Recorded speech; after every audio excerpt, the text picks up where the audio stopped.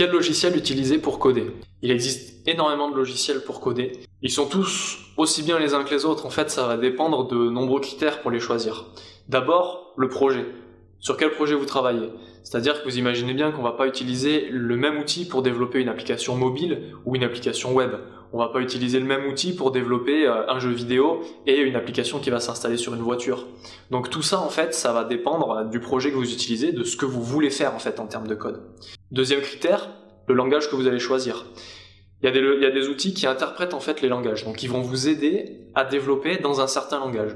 On parle d'IDE, d'environnement de développement intégré. On citera par exemple Eclipse, qui est l'IDE favori des développeurs qui travaillent sous Java, PHP Storm, qui est l'IDE favori des développeurs qui travaillent sur PHP.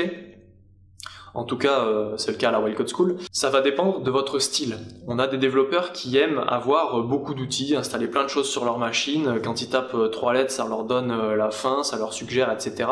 On a d'autres développeurs qui vont aimer mettre les mains dedans, qui vont être plus hackers et qui vont préférer utiliser des éditeurs de code.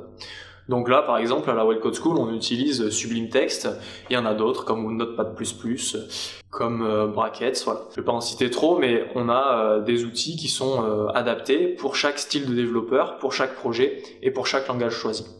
Donc ce qu'il faut retenir de tout ça, je vous ai donné quelques exemples, mais c'est à vous de définir votre style et de choisir le logiciel que vous allez utiliser pour coder selon ces critères.